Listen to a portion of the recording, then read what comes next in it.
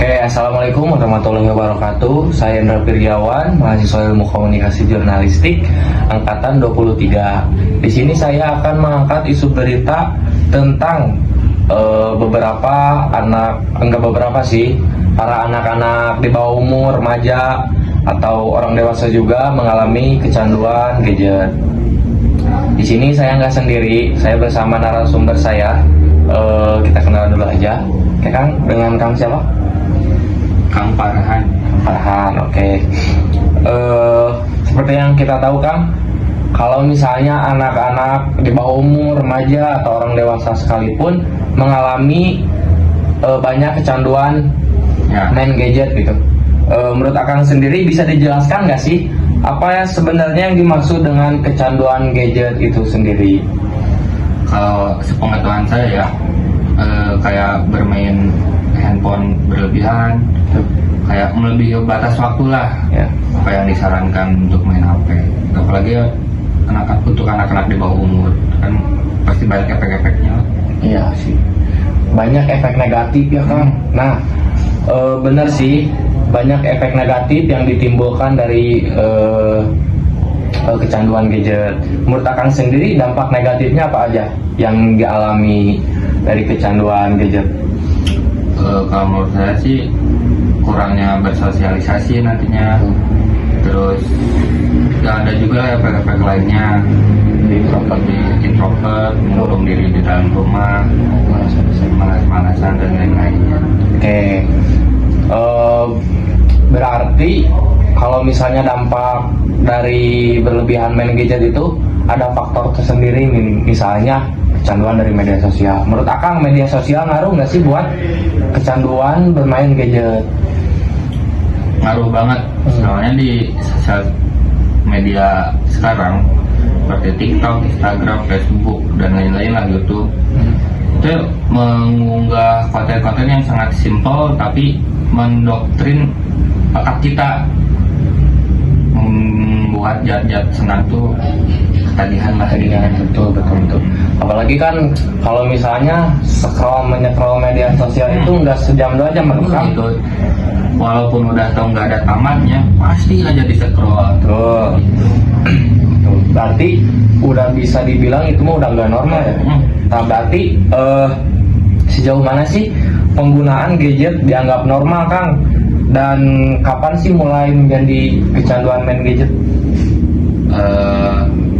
Normal dulu ya. Biasanya tuh kalau untuk anak-anak di bawah umur cukup aja 2 jam sehari atau 3 jam lah sehari. Lebih dari itu bahaya lah kalau menurut saya lah ya. Nah, kalau kelihatan kecanduannya karena apa ya, keseharian juga menurun, efektivitas menurun, kayak mau disuruh sama orang tua malah marah-marah, disuruh sholat nggak mau, suruh mandi apa-apa jadi males-malesan lah gitu. Oke, berarti udah mulai ngeganggu ke diri sendiri juga maupun ke orang lain gitu. Disuruh apa-apa susah. Aktivitas Iya, betul. Berarti banyak dampak negatif juga kan, Kang? banyak. Oke, kata apa aja kalau kata Akang?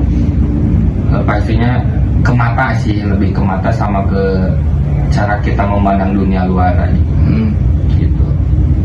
Oke, berarti kalau misalnya kecanduan negatif juga nggak ke mata saja, Kang, kalau menurut saya. Jadi sebenarnya kata Akang bermalas-malasan, disuruh apa-apa juga susah. Terus juga efeknya juga kan begadang, Kang. Nah, begadang juga ngeganggu pada aktivitas besoknya. Jadi pagi juga, jadi rasa malasnya juga kan. Kalau begadang mah jadi apa gitu ya, jadi males gitu, kemana-mana males, jadi nggak istilahnya nggak ceria gitu, Kang. Kan seperti yang kita tahu, waktu 2019 itu muncul pandemi COVID, Kang. Nah, menurut Akang sendiri, COVID ini ikut mempercepat nggak sih peningkatan kecanduan pada gadget? Ya tentu, soalnya kan waktu COVID itu kita nggak boleh ada aktivitas di luar rumah. Tuh. Pastinya anak-anak di zaman itu, tentunya di Gen Z lah ya, itu lebih untuk beraktivitas di sosial media. Nah, kalau menurut saya itu tuh puncak dari awal mula kecenderungan sosial media kalau menurut saya. Soalnya ya itu nggak ada aktivitas di luar rumah, jadi ya itulah ketergantungan jadinya ke sosial media. Iya, berarti itu juga udah termasuk dampak negatif ya. Udah termasuk. Tapi menurut saya juga ada dampak positif yang bisa diambil dari COVID-19 juga. Seperti yang kita tahu banyak gitu influencer atau YouTuber juga yang naik drastis pada zaman COVID itu. Soalnya kan mereka juga pintar memanfaatkan situasi karena mereka juga bisa memanfaatkan gitu orang lain hanya melihat, kita yang membuat gitu kan. Ya gitu. Berarti selain media sosial juga yang membuat kecanduan gadget kayaknya gamenya sih Kang. Game tentunya apalagi di zaman sekarang ya 2025 banyak banget game-game yang populer juga. Ya, apalagi kan sekarang mah game-game yang populer gitu aksesnya mudah juga kan. Ya tinggal download ya, tinggal download dan juga gratis juga kan nggak bayar. Betul Ya, berarti tanda-tanda awalnya orang mulai kecanduan gadget itu gimana? Nah itu yang tadi kayak berlebihan lah, kayak yang biasanya sering nongkrong keluar, sering ada aktivitas di luar, kayak kan waktu dulu nih, waktu zaman kita dulu itu tuh biasanya main bola di sore hari, main layangan di sore hari.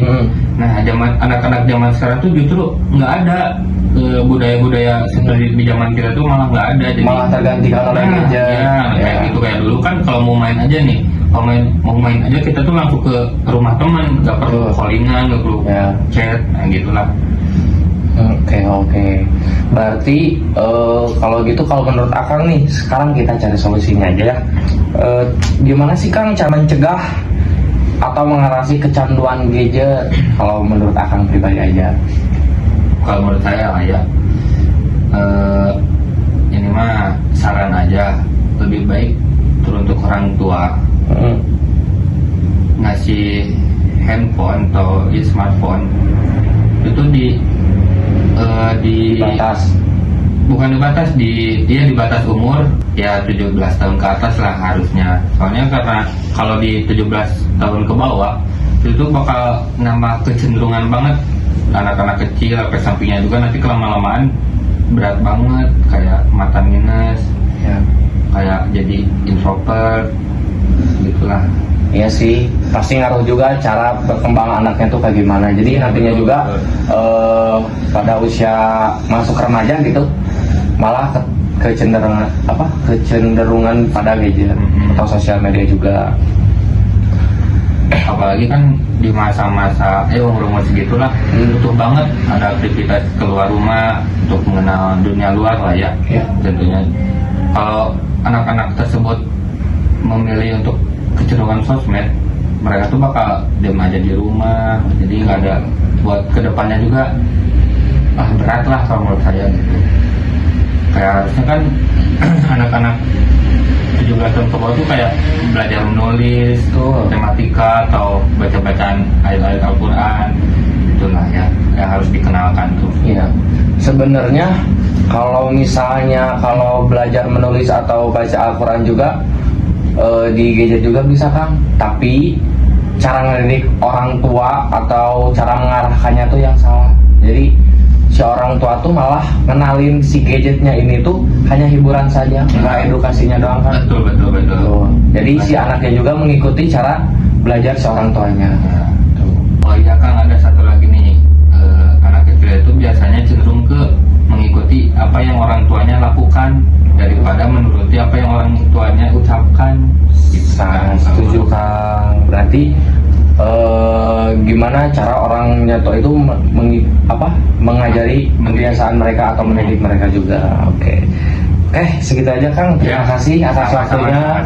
Saya David Firgawan dari Universitas Muhammadiyah Bandung, Prodi Ilmu Komunikasi Jurnalistik Angkatan 23, pamit undur diri.